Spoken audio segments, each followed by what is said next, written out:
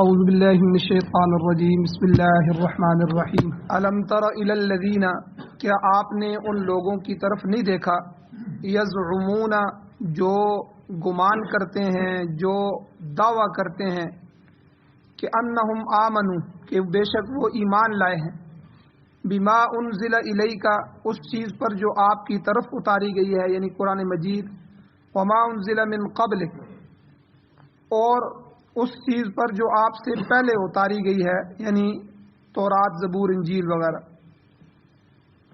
یریدون اور وہ چاہتے ہیں، ارادہ کرتے ہیں کہ ان یتحاکموا کہ وہ اپنے فیصلے لے جائیں الی الطاغوت طاغوت کی طرف، سرکش لوگوں کی طرف جا کر اپنے فیصلے کرائیں، حضور سے نہ کروائیں۔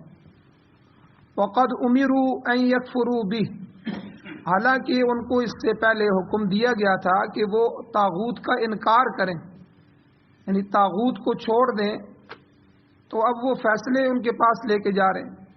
وَيُرِيدُ الشَّيْطَانُ اور شیطان یہ چاہتا ہے أَن يُضِلَّهُمْ ضَلَالًا بَعِيدًا ان کو دور کی گمراہی میں ڈال دے، ان کو گمراہ کرے، ایسا گمراہ کہ وہ دور کی گمراہی میں چلے جائے۔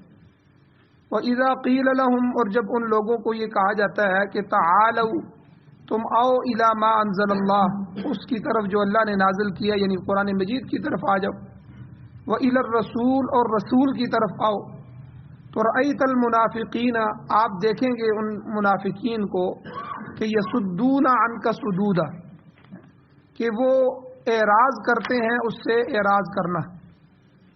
فکیف بس کیا حالت ہوگی، کیا حال ہوگا ان کا اذا اصابتہم مصیبہ کہ جس وقت ان کو مصیبت پہنچے گی، بما قدمت ایدیہم بسبب اس کے جو ان کے ہاتھوں نے آگے بھیجا، پھر ثم جاؤک پھر وہ آپ کے پاس آئیں گے اور یحلفون اور قسمیں کھائیں گے، باللہ اللہ کی قسم، ان اردنا ہم نے تو نہیں ارادہ کیا تھا اس بات سے، الا احسانا و توفیقا مگر ہم تو اس سے نیکی کا ہی ارادہ چاہتے تھے، بھلائی کا اور آپس میں اتفاق کا ہی ارادہ چاہتے تھے۔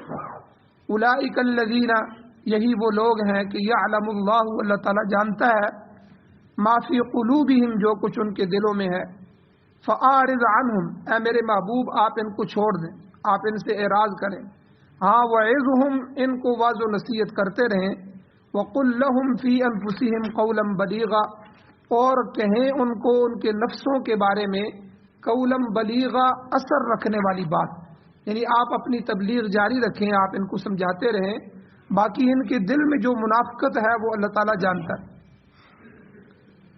سورۃ النساء کی آیت نمبر 60، 61، 62 اور 63 یہ 4 آیتیں آپ کے سامنے تلاوت ہوئی ہیں۔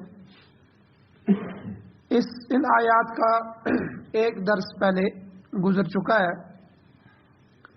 اور ان آیات کی جو شان نزول ہے اس میں نے آپ کے سامنے ایک واقعہ بیان کیا تھا کہ ایک یہودی اور ایک کلمہ گو مسلمان منافق، اندر سے وہ منافق تھا، اس کا آپس میں جھگڑا ہو گیا، اور جھگڑا بھی حضور علیہ السلام کے زمانہ مبارک میں ہوا۔ اب یہودی چاہتا تھا کہ میں حضور سے فیصلہ کرواؤں، اسے یقین تھا کہ وہ انصاف کے ساتھ فیصلہ کریں گے، لیکن منافق جو ہے وہ یہودیوں کا جو سرخیل تھا، بڑا تھا، کعب بن اشرف، ان کے پاس جانا چاہتا تھا کہ یہ فیصلہ وہ کرے گا۔ تو اس کو پتا تھا کہ حضور تو سیدھا سیدھا فیصلہ کر دیں گے اور میں تو غلطی پر ہوں اور میرے خلاف فیصلہ ہو جائے گا۔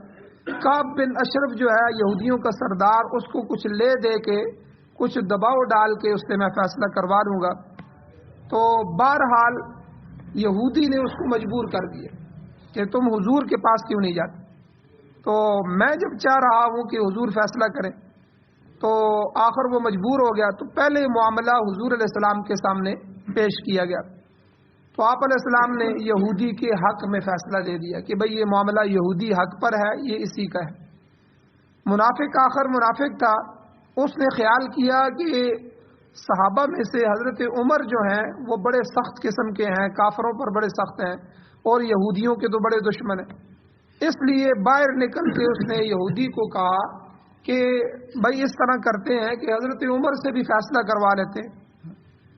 تو یہودی نے کہا کہ بھائی فیصلہ تو ہو چکا ہے. اس نے کہا کہ نہیں چلو ان سے بھی فیصلہ کروا لیتے. یہودی راضی ہو گیا.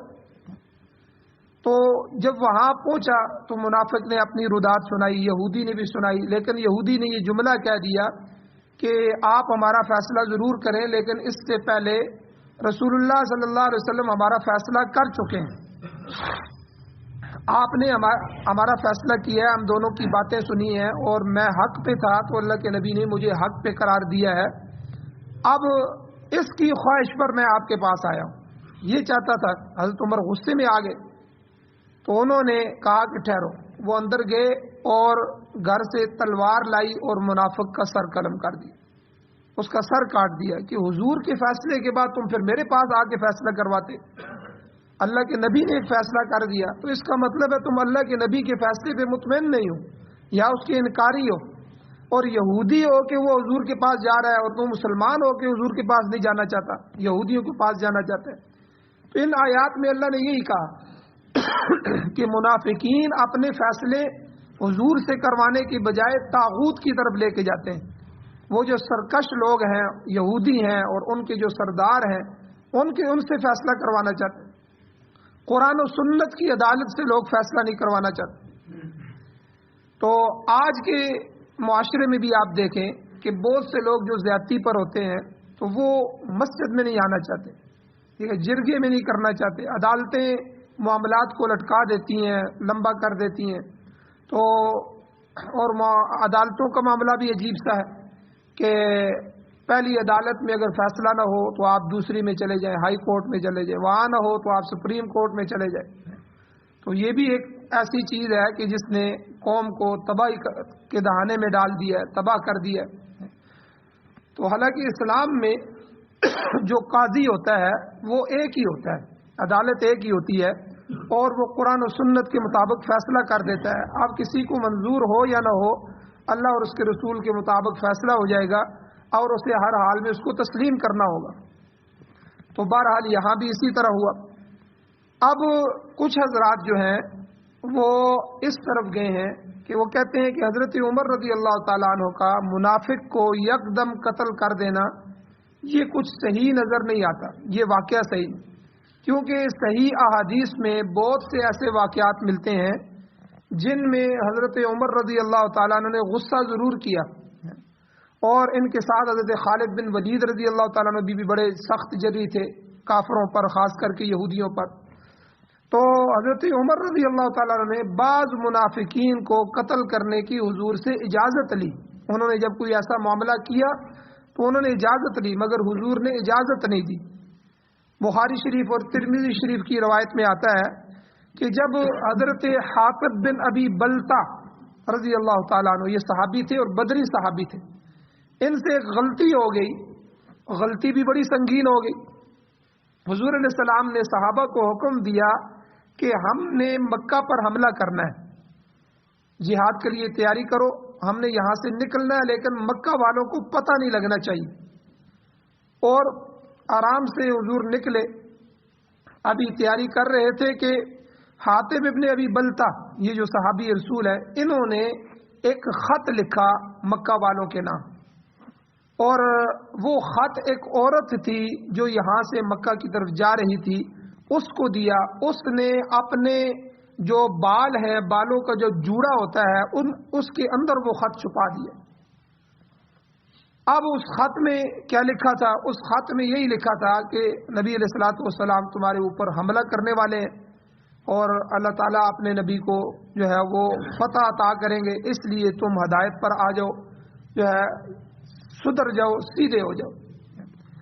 اب یہ ایک اطلاع بھی تھی, ان کو اطلاع ہو گئی, اطلاع ہو جانی تھی. اب وحی کے ذریعے حضور علیہ السلام کو بتا دیا گیا کہ یہ ایک خط یہاں سے جا رہا ہے اور وہ ابھی راستے میں ہے, اور فلاں فلاں جگہ وہ عورت پہنچی ہے. حضور علیہ السلام نے حضرت علی رضی اللہ تعالیٰ عنہ کو اور ایک اور صحابی کو بھیجا کہ جاؤ خاخ کے مقام پر ایک جگہ تھی, وہاں تمہیں وہ عورت ملے گی, تم اس عورت سے وہ خط لے کے آؤ. اب یہ حضرات گھوڑے انہوں نے دوڑائے اور جو ہے وہاں پہنچے, 1 دن یا 2 دن کا سفر. تو وہاں پہنچنے کے بعد وہ عورت وہاں مل گئی. اب اس عورت کو کہا کہ وہ خط جو تم مکہ والوں کے لیے لے کے جا رہی ہو تو وہ خط نکالو. اس عورت نے کہا کہ میرے پاس تو کوئی خط نہیں ہے. اس کی سامان کی تلاشی لی گئی, اس کے ساتھ سامان دیکھا گیا, کسی جگہ وہ خط نہیں ملا. اب حضرت علی رضی اللہ تعالیٰ نے کہا کہ دیکھو حضور علیہ السلام سچے ہیں, حضور نے سچ فرمایا ہے اور خط تمہارے پاس ہے, اس کو ہم جھٹلا نہیں سکتے, اللہ کے نبی کی باتیں بالکل سچی ہیں, تم خط ہمیں دے دو. اگر تم خط نہیں دو گی تو ہم تمہارے برہنہ کر کے تمہارے پورے جسم کی تلاشی لیں گے. جب یہ بات کہی تو عورت ڈر گئی, تو اس نے بال کھولے اور بالوں میں سے خط نکال کے ان کے حوالے کیا. وہ خط لے کے آگے. اب سارے صحابہ بیٹھے ہوئے تھے. تو حاتب ابن ابی بلتا, یہ جو صحابی تھے صحیح صحابی تھے, منافق نہیں تھے, ان سے یہ غلطی ہوئی تھی. تو حضرت عمر رضی اللہ تعالیٰ عنہ نے فوراً تلوار نکال, حضور مجھے دعنی, مجھے چھوڑیے, مجھے اجازت دیجیے, انضرب عنق هذا المنافق, میں اس منافق کی گردن اڑاتا ہوں, میں ان کو قتل کرتا ہوں. حضور علیہ السلام نے فرمایا کہ نہیں, حاتب ابن ابی بلتا سچے صحابی ہیں اور بدری صحابی ہیں. بدر والے صحابہ کے لیے تو اللہ تعالیٰ نے معافی کا اعلان کیا ہے. ان کو بلاؤ. بلایا گیا, ان کو کہا کہ بھئی تم نے یہ کام کیوں کیا, آپ نے یہ کیوں کام کیا. انہوں نے کہا کہ حضور آپ اللہ کے سچے نبی ہیں اور مجھے یہ یقین تھا کہ اللہ تعالیٰ آپ کو فتح عطا فرمائیں گے. ان کو پتہ چلے یا نہ چلے آپ کو اللہ تعالیٰ کامیاب فرمائیں گے. اصل میں جب میں نے ہجرت کی تھی تو میرا سارا خاندان, میری اولاد مکہ میں موجود ہے. میں نے اس لیے تھوڑا سا یہ نرمی کی کہ وہ میری اولاد کے ساتھ نرمی کریں, تو کہیں وہ ان کو قتل نہ کر دے. چونکہ آپ ادھر سے جائیں اور وہ لوگ وہاں موجود مسلمانوں کو قتل کرنا شروع کر دیں, اس سے میری اولاد قتل ہو جائے گی اور میں ان کو وہاں سے نہیں لا سکا. اس لیے میں نے یہ کام کیا ہے, واللہ میں نے اس کے علاوہ میرا کوئی اور مطلب نہیں تھا. حضور علیہ السلام نے کہا کہ حاتب ابن ابی بلتا بالکل صحیح کہہ رہے ہیں. تو بہرحال حضور علیہ السلام نے درگزر کر دیا. تو اس واقعے کو سنانے کا مطلب یہ ہے کہ یہاں بھی حضرت عمر رضی اللہ تعالیٰ عنہ نے غصہ کیا, لیکن جو ہے تلوار نکالی, حضور سے اجازت بھی دی کہ حضور آپ مجھے چھوڑ دیں, میں اس منافق کی گردن اتاروں, مگر حضور علیہ السلام نے منع فرما دیا. اسی طرح حضرت خالد بن ولید رضی اللہ تعالیٰ عنہ کا بھی ذکر آتا ہے کہ جب منافقین کی منافقت واضح طور پر ظاہر ہونے لگی تو آپ نے قتل کرنے کی اجازت طلب. یعنی جو منافق تھے انہوں نے حضور علیہ السلام کو شہید کرنے کے منصوبے بنائے. کئی منافق جو ہے وہ 15-20 منافق ایسے تھے کہ جو سامنے آ گئے اور ان کے پول کھل گئے. تو ان میں سے جو رئیس المنافقین ہے حضرت عبداللہ, بلکہ رئیس المنافقین عبداللہ ابن ابی بدبخت آدمی تھا, اس کو قتل کرنے کی بھی اجازت مانگی تو حضور علیہ السلام نے منع فرما دیا. تو نبی علیہ السلام نے ایک بات فرمائی, حضور علیہ السلام نے فرمایا دعو, چھوڑ دو ان کو. ان الناس یتحدثون, لوگ پروپیگنڈا کریں گے, لوگ باتیں کریں گے کہ ان محمدن یقتل اصحابہ, کہ محمد صلی اللہ علیہ وسلم تو اپنے صحابہ کو قتل کر رہے ہیں. لوگوں کو تو نہیں پتہ ہے کہ یہ منافقین ہے, وہ تو یہ کہیں گے کہ اپنے ساتھیوں کو ہی مار رہے ہیں. تو اس لیے حضور نے فرمایا ان کو چھوڑ دو, ان کے معاملے میں جو ہے اللہ تعالیٰ خود ہی فیصلہ کر لیں گے. تو اسی طرح حضور نے یہاں یہ بھی فرمایا کہ جو دنیا کے مطلق العنان بادشاہ ہوتے ہیں, میں بادشاہ نہیں ہوں, میں اللہ کا نبی ہوں. بادشاہ جو ہوتے ہیں وہ جب اپنے ساتھیوں سے ناراض ہوتے ہیں تو ان کو قتل کرنے کا حکم دے دیتے ہیں کہ فلاں سے بادشاہ ناراض ہو گیا جس کو قتل کر دو. تو لوگ کہیں گے کہ محمد صلی اللہ علیہ وسلم اللہ کے رسول نہیں ہے, وہ بھی بادشاہوں کی طرح ایک بادشاہ ہے. تو اس لیے فرمایا یہ چیز تبلیغ اسلام کے راستے میں رکاوٹ بن جائے گی, اس لیے منافقین کو ان کے حال پہ چھوڑ. اور اسی طرح جنگ حنین کے موقع پر, غزوہ حنین جب ہوا اس کے موقع پر ایک شخص نے یہ کہا تھا کہ اے محمد صلی اللہ علیہ وسلم آپ انصاف کریں. حضور علیہ السلام کے پاس جب وہ مال غنیمت آیا اور اس میں بکریاں, بھیڑے, اونٹ اور سونا چاندی اور بہت ساری چیزیں تھیں, حضور علیہ السلام نے چونکہ مال غنیمت جو ہوتا ہے, جو لشکر ہوتا ہے, اس کو برابر تقسیم کیا جاتا ہے. اس کی تقسیم کا قاعدہ کلیہ ہے جو قرآن مجید میں بیان کیا گیا ہے. حضور علیہ السلام کو اجازت ہے کہ آپ اس سے ہٹ کر بھی تقسیم کر سکتے ہیں. اب اللہ کے نبی صلی اللہ علیہ وسلم نے ان لوگوں کو، ان نو مسلم لوگوں کو جو ابھی فتح مکہ کے بعد مسلمان ہوئے تھے اور نئے نئے مسلمان تھے، ان کی دل جوئی کے لیے ان کو حضور نے زیادہ مال دے دیا. اب ایک آدمی نے آ کر حضور کو کہا کہ حضور آپ انصاف کریں، تو اس پر آپ علیہ السلام کو سخت تکلیف ہوئی اور آپ نے فرمایا کہ تو نامراد ہو جائے، اگر میں دنیا میں انصاف نہیں کروں گا تو پھر کون انصاف کرنے والا. تو اس موقع پر بھی جب حضرت عمر رضی اللہ تعالیٰ عنہ کو پتہ چلا تو انہوں نے آ کے کہا حضور اجازت دیں، میں اس شخص کا کام تمام کر دوں، میں اس کا گردن اڑا دوں. آپ علیہ السلام نے فرمایا اس کو چھوڑ دو، یہ خارجیوں کا جد امجد ہے. یعنی حضور نے یہاں فرمایا کہ اس کی نسل سے خارجی نکلیں گے اور اس کی نسل سے ایسے لوگ پیدا ہوں گے جو اسلام سے بالکل اسی طرح نکل جائیں گے جس طرح تیر شکار کے آر پار نکل جاتا ہے اور اس کے ساتھ کوئی آلائش بھی نہیں ہوتی، وہ تیر نکلتا ہے، کوئی گندہ بھی نہیں ہوتا. تو اس زمانے میں جب کسی شکاری جانور یعنی ہرن وغیرہ کو شکار کرتے تھے اور زور سے تیر چھوڑتے تھے تو وہ جانور کے پیٹ سے پار نکل جاتا تھا اور اس کے پچھلے کنارے پر تھوڑی سی معمولی علائش اس کا خون وغیرہ ہوتا تھا، باقی تیر بالکل صاف ہوتا تھا. تو بہرحال فرمایا کہ اس شخص سے ایسے لوگ پیدا ہوں گے جو قرآن پڑھیں گے مگر قرآن ان کے گلے سے نیچے نہیں جائے گا. اور اسی کی نسل سے آگے ایسے خارجی پیدا ہوئے کہ جنہوں نے حضرت علی رضی اللہ تعالیٰ عنہ سے جنگ کی اور پھر حضرت علی رضی اللہ تعالیٰ عنہ نے ان کا کلا کما کیا. تو بہرحال ایسے کئی موقع ہیں. تو یہ واقعات بیان کرنے کا مقصد یہ ہے کہ حضرت عمر رضی اللہ تعالیٰ عنہ جلد بازی میں کوئی ایسا کام نہیں کرتے تھے. تو جس کا ذکر ان تفسیری روایات میں آتا ہے تو بلکہ وہ تو ہمیشہ حضور علیہ الصلوۃ والسلام کے اشارے کے منتظر رہتے تھے. دین کے معاملے میں بے شک وہ سخت تھے مگر کوئی غلط قدم نہیں اٹھاتے تھے. اس قسم کی اجازت طلبی جو ہے کہ انہوں نے آ کے حضور سے اجازت لی.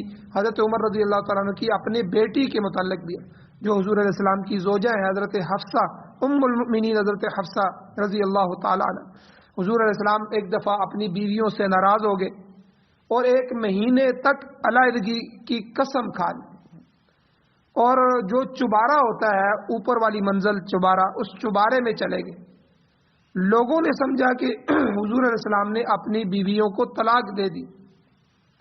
اس پر حضرت عمر رضی اللہ تعالیٰ عنہ حضور علیہ السلام کی خدمت میں حاضر ہوئے اور 2-3 دفعہ نیچے کھڑے ہو کے اجازت طلب کی. جب کوئی جواب نہیں ملا تو عرض کیا کہ میں حضور اپنی بیٹی کی سفارش کے لیے نہیں آیا، آپ شاید سمجھ رہے ہوں کہ میں اس کی سفارت کے لیے آیا ہوں، بلکہ میں حقیقت حال معلوم کرنے کے لیے آیا ہوں کہ کیا واقعی حضور نے اپنی بیٹیوں کو طلاق دے دی ہے، اپنی بیویوں کو طلاق دے دی، یا میں ناراضگی ہے آپ ان سے ناراض ہوئے. اور ساتھ ہی حضرت عمر نے یہ بھی کہا کہ خدا کی قسم اگر اللہ کا رسول اللہ کے نبی مجھے حکم دیں گے تو میں اپنی بیٹی کی بھی گردن اڑا دوں گا. تو اور اسی طرح بعض روایات سے اس قدر معلوم ہوتا ہے کہ اکثر منافقین اپنے مقدمات جو ہیں وہ حضور علیہ السلام کے پاس اس لیے نہیں لاتے تھے کہ آپ ٹھیک ٹھیک فیصلہ کر دیں گے. تو اس کے برخلاف وہ کعب بن اشرف جیسے طاغوتی شخص کے پاس جانا پسند کرتے تھے کیونکہ وہ اسے رشوت دے کر یہودی رشوت خور تھے یا دیگر سفارشی ذرائع سے اپنے حق میں فیصلہ کرانے پر آمادہ کر سکتے تھے. تو بس اتنی بات تھی جن پر یہ آیات کی جو ہے وہ شان نزول ہے، ان آیات کی نازل ہونے کی وجہ ہے اور سبب ہے. اب طاغوتی نظام کیا ہے؟ حضرت مولانا عبید اللہ سندھی رحمۃ اللہ علیہ فرماتے ہیں کہ طاغوت سے مراد شیطان ہے اور کعب بن اشرف جیسے موذی اور غالی قسم کے لوگ.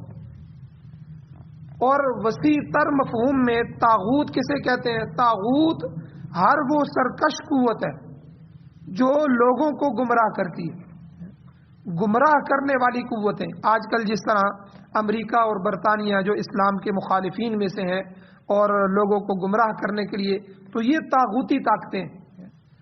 تو آپ مولانا عبید اللہ سندھی رحمۃ اللہ علیہ فرماتے ہیں کہ اس زمانے کے جو بڑے بڑے طاغوت ہوتے تھے وہ کیسر اور کسرا تھے، جن کو صحابہ نے روند کے رکھ دیا، اور کیسر بھی تباہ ہوا، کسرا بھی تباہ ہوا۔ اللہ تعالیٰ نے ایران کو اور روم کو جو ہے وہ اسلامی سلطنت میں شامل فرما دیا۔ تو ان لوگوں نے، کیسر و کسرا نے، دنیا بھر کے لوگوں کو غلام بنا رکھا تھا۔ وہ انسانوں کو جانوروں کی طرح استعمال کرتے تھے، اللہ کے دین کے مخالف تھے۔ تو اللہ تعالیٰ نے حضور علیہ السلام کے ذریعے اس طاغوتی نظام کا کلا کما کیا اور اس کو توڑ دیا۔ تو یہ اس زمانے کا ذکر ہے۔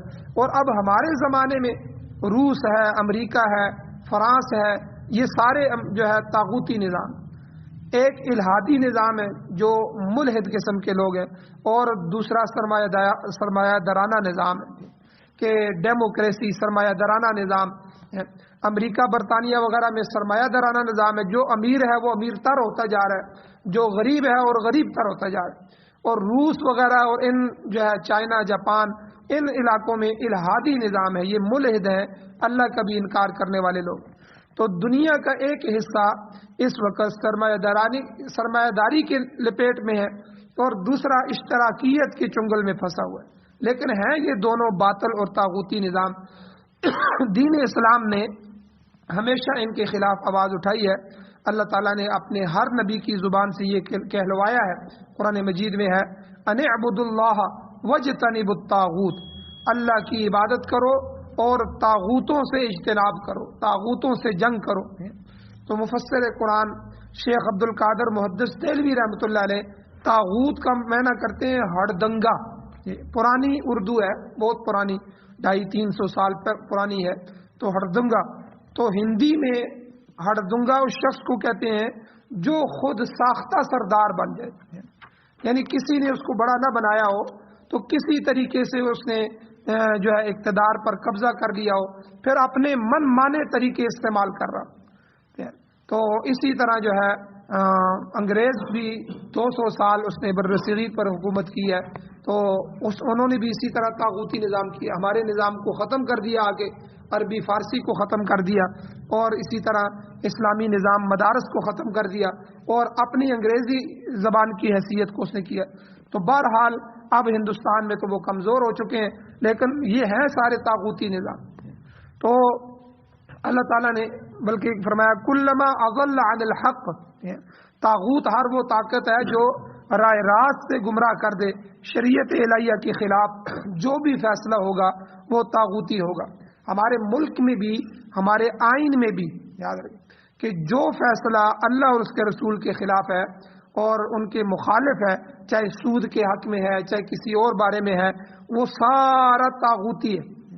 اس لیے ہمارے بعض علماء ہمارے اس آئین کو، ہمارے اس ملک کے سارے سیٹ اپ کو طاغوتی نظام کا حصہ کہتے ہیں۔ اسی طرح مارشل لا ہے، مارشل لا جب آتا ہے، فوجی نظام، تو وہ بھی اسی قبیل سے ہوتا ہے۔ انسانوں کے بنائے ہوئے باطل قواعد اور قوانین جبراً نافذ کر دیے جاتے ہیں۔ تو چونکہ آئین کی بالادستی ختم ہو جاتی ہے، ان کے اپنے نظام آ جاتے ہیں۔ تو اللہ تعالیٰ نے یہاں فرمایا کہ وہ اپنے تنازعات، اپنے جھگڑے، اپنے فیصلے اللہ اور اللہ کے رسول کی طرف لے جانے کی بجائے طاغوت کی طرف لے جاتے ہیں۔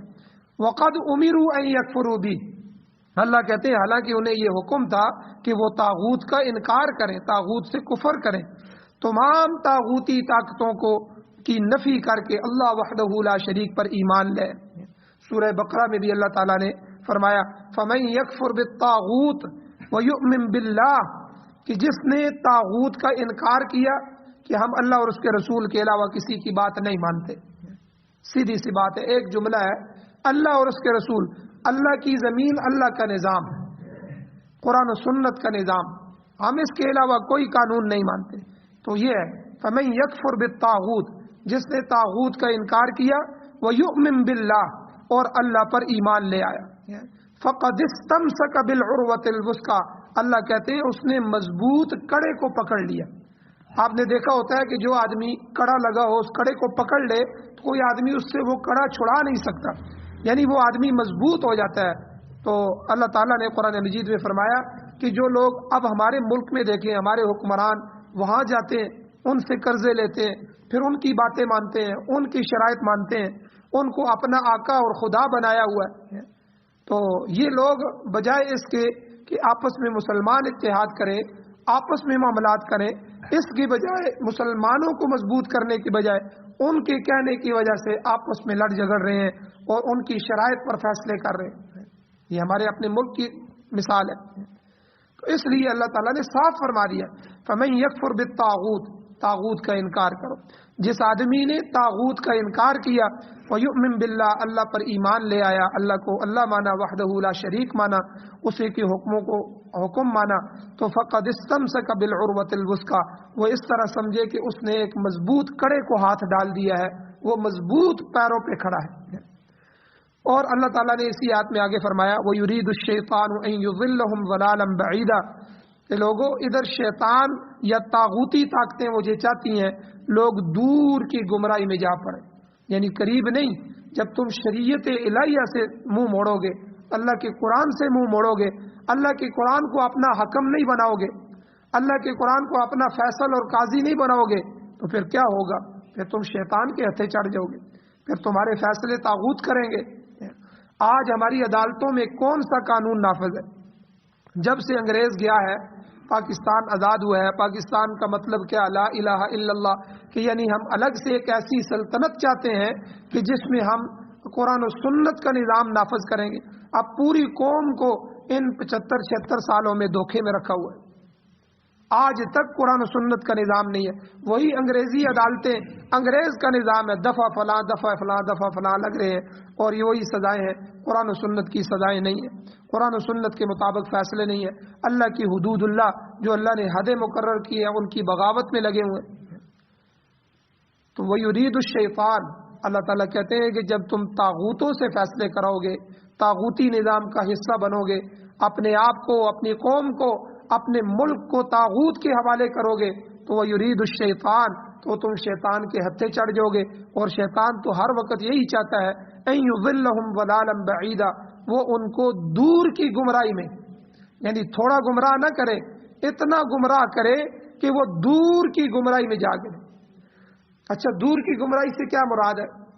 یہ جو آج سعودیہ میں ہو رہا ہے نا، محمد بن سلمان، اور اسی طرح دبئی میں ہو رہا ہے، اور اسی طرح یہ ہمارے جو بلاول بھٹو اور یہ نوجوان جتنے بھی ان حکمرانوں کے بچے پڑھ کے آئے ہیں، یہ سب یورپ سے پڑھ کے آئے۔ یہ کوئی آج کی محنت نہیں ہے، یہ یہود و نصارہ کی 30-35 سال 40 سال پہلے کی محنت ہے۔ ان شہزادوں کو انہوں نے لیا اور یورپ میں ان کو پڑھایا اور یورپ کا کلچر ان کو دیا، انہوں نے اور کچھ نہیں کیا۔ وہاں کی عیاشی، وہاں کا شراب، وہاں کی آزادی، اور اب یہ اپنے اپنے ملکوں کو ان کو بھیج دیا۔ اب یہ اپنے ملکوں میں آ گئے تو ان کو پردہ جو ہے، عورت کا پردہ بھی ان کو جو ہے وہ اندھیرا لگتا ہے، ان کو کلمہ پڑھنے والے بھی برے لگتے ہیں۔ یہ اب یہی چاہتے ہیں کہ جہاں جس طرح وہاں نظام تھا، آزادی تھی، آزادی ہو جائے، اور آزادی کے نام سے انسان کو حیوان بنا دیا جائے، ہر قانون ختم کر دیا جائے۔ اس لیے آپ دیکھیں، سرزمین مقدس ہے سعودیہ، ٹھیک ہے، بیت اللہ وہاں ہے، اللہ کے نبی صلی اللہ علیہ وسلم کا روزہ وہاں ہے، اور بے شمار صحابہ کرام اولیاء کی قبریں وہاں ہیں، اور اسی طرح جو ہے وہاں ایک اسلامی قوانین کا نفاذ تھا۔ آہستہ آہستہ وہ قانون سارے ختم کیے جا رہے ہیں، اور جو ہے وہ سینمے کھولے جا رہے ہیں، جوئے خانے جو ہیں وہ مکہ اور مدینہ کے اندر تک کھولے جا رہے ہیں، اور ایک اور ایسا شہر بنایا جا رہا ہے جہاں جو ہے بالکل ننگ دھڑنگ ہو، وہ اس شہر کے اندر جو ہے ایسی چیزیں ہوں گی کہ آدمی سوچ بھی نہیں سکتا۔ سعودیہ کے اندر اس کے پروجیکٹ پر کام ہو رہا ہے۔ تو آپ اندازہ لگائیں یہ کیا ہے کہ جب انہوں نے ہمارے بچوں کو لیا، ان کو وہاں جا کے ان کی تربیت کی، اور ان کی تربیت کے بعد یہ جو ہمارے فوجی ہوتے ہیں نا، فوجی افسر، بڑے بریگیڈیئر اور جنرل قسم کے لوگ، ان کی تربیت فرانس میں اور برطانیہ میں، امریکہ میں ہوتی ہے۔ یہ کچھ مہینہ 1.5 مہینہ وہاں گزار کے ان کی وہاں تربیت ہوتی ہے۔ نام کیا ہوتا ہے کہ جی ان کو وہاں عملی مشقیں سکھائی جائیں گی، ان کی کچھ تربیت کی جائے گی۔ وہ لوگ ان تربیت کے دوران ان افیسروں کو دیکھتے ہیں، ان میں سے کون مذہبی آدمی ہے، کس کا بیک گراؤنڈ دہریہ قسم کا ہے، کون کس قسم کے لوگ ہیں، پھر ان لوگوں پر وہ نظر رکھتے ہیں، ان کے پاس ان کا ریکارڈ ہوتا ہے۔ پھر آپ دیکھیں ایک جرنل ہٹتا ہے تو دوسرا جرنل اس کے پیچھے بنایا جائے، لیکن کہاں سے کسی بریگیڈیئر کسی اور کو اٹھا کے فوراً جرنل بنایا جاتا ہے، راتوں رات اس کو آگے لا کر پورے پاکستان کا جرنل بنا دیا جاتا ہے۔ تو ان کو پتہ ہوتا ہے کہ یہ کس قسم کے کس ذہن کے لوگ ہیں، ان کے خاندان کیسے ہیں، کون آزاد قسم کے اور لبرل لوگ ہیں اور کون دینی بنیادوں پہ لوگ ہیں۔ اختر عبد الرحمان ہمارے جنرل گزرے تھے، اسی طرح بہت بڑے بڑے بریگیڈیئر ہمارے کہاں گزرے ہیں جو اسلامی ذہن کے لوگ تھے، ان کو بالکل پیچھے ہٹا دیا گیا، کبھی بھی آگے نہیں لایا گیا۔ تو اس طرح کا یعنی یہ طاغوت ہے، ہمارے سارے سیٹ اپ جو ہے سارے اسلامی ممالک کے یہود و نصارہ کے قبضے میں ہے، ہماری معیشت ان کے قبضے میں ہے۔ آج ہم ان سے قرضے نہ لیں تو ہمارا ملک جام ہو جائے، وہ ہمارے ملک کے اندر تک کے معاملات کو چلا رہے ہیں۔ تو اللہ تعالیٰ نے یہی فرمایا کہ تم اپنے تنازعات، تم منافقین کو الم تر الی الذین، اے میرے نبی آپ نے ان لوگوں کی طرف نہیں دیکھا کہ جو دعویٰ تو یہ کرتے ہیں کہ ہم ایمان لائے ہیں، لیکن یریدون ان یتحاکموا الی الطاغوت، لیکن وہ یہ چاہتے ہیں کہ اپنے فیصلے طاغوت سے کروائیں، یہود و نصارہ سے اپنے فیصلے کرائیں، اقوام متحدہ کشمیر کا فیصلہ کرے۔ یعنی آپ اندازہ لگائیں، ملک ہمارا ہے، ایشیا میں ہے، اقوام متحدہ یورپ کہاں ہے، 7 سمندر پار کے علاقے ہیں، وہ لوگ کشمیر کا فیصلہ کریں۔ اندازہ لگائیں، قوم کی ذہنی پستی دیکھیں، غلامی دیکھیں۔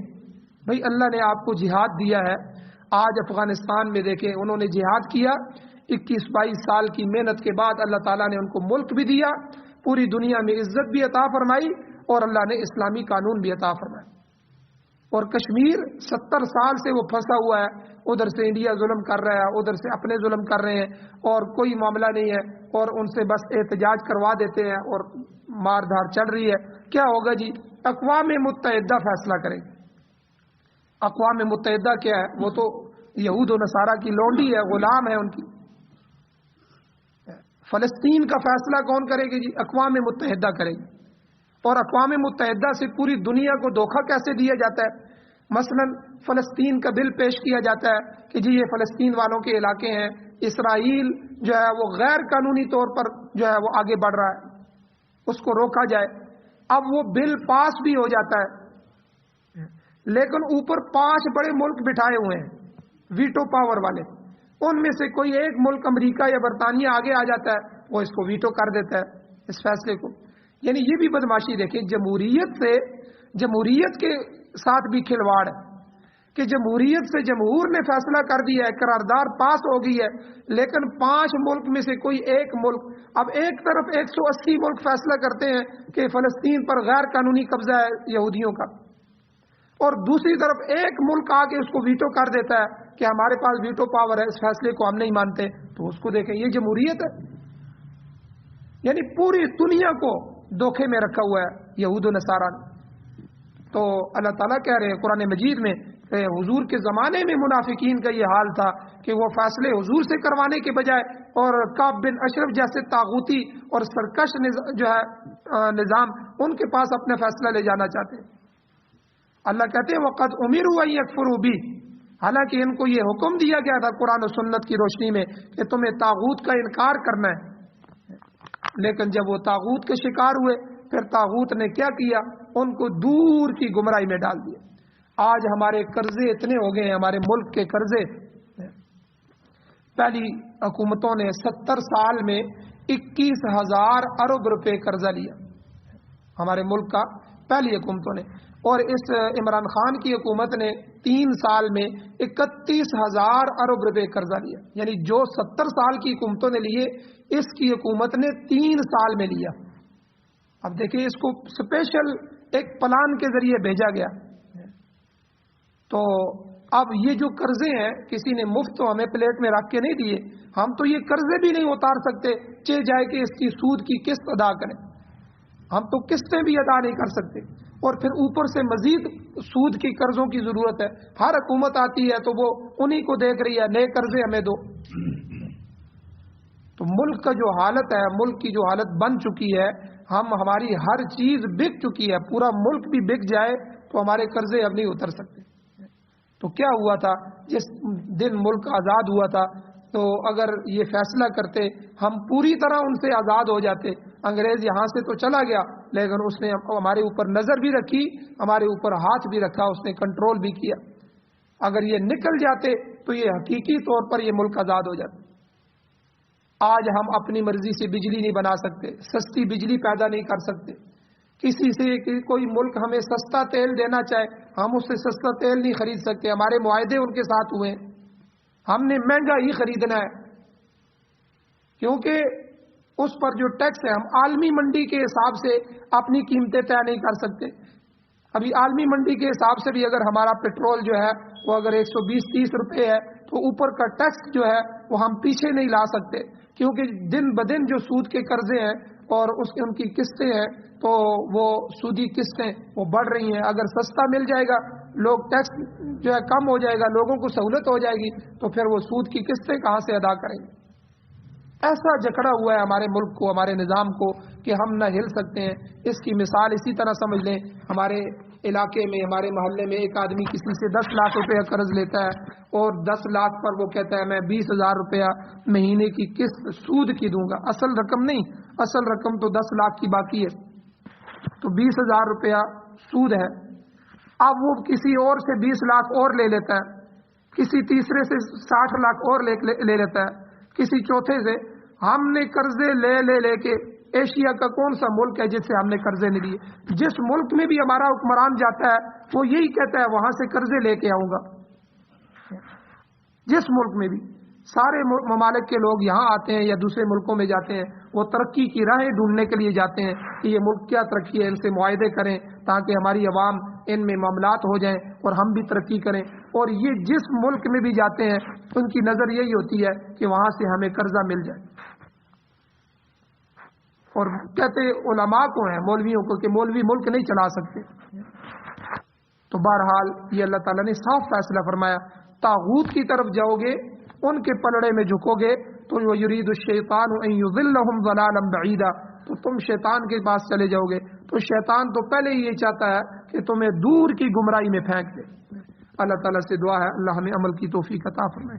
آمین. الحمدللہ رب العالمین والعاقبۃ للمتقین والصلاۃ والسلام علی رسولہ النبی الأمی الکریم. یا اللہ ہماری کمیوں کوتاہیوں کو معاف فرمائیے, درگزر فرمائیے, صغیرہ کبیرہ گناہوں کو معاف فرمائیے. یا اللہ قرآن و سنت کو پڑھنے, پڑھانے, سننے, سنانے, سمجھنے, سمجھانے, اس کی اشاعت کرنے, اس کے غلبے کے لیے یا اللہ اپنی جان مال عزت آبرو قربان کرنے کی توفیق عطا فرمائیے. قرآن و سنت کی حکومت نصیب فرمائیے, قرآن و سنت کا نظام نصیب فرمائیے. یا اللہ ہم باغی ہو چکے ہیں, ہم قرآن کو چاہتے ہی نہیں ہیں. یا اللہ قرآن و سنت کے بغاوت میں چل رہے ہیں, یا اللہ ہمارے اس عمل کو معاف فرمائیے. یا اللہ قرآن و سنت کی حکومت نصیب فرمائیے, امارت اسلامیہ شریعہ خلافت راشدہ کا قیام نصیب فرمائیے. یا اللہ جو حضرات پریشان حال ہیں ان کی پریشانیوں کو دور فرمائیے, بیماروں کو شفا عطا فرمائیے. جو حضرات ایمان کی حالت سے اس دنیا سے جا چکے ہیں یا اللہ ان سب کی بخشش فرمائیے. صلی اللہ تعالی علی خیر خلقہ محمد وآلہ وآل بیتہ وازواجہ وذریتہ اجمعین برحمتک یا ارحم الراحمین.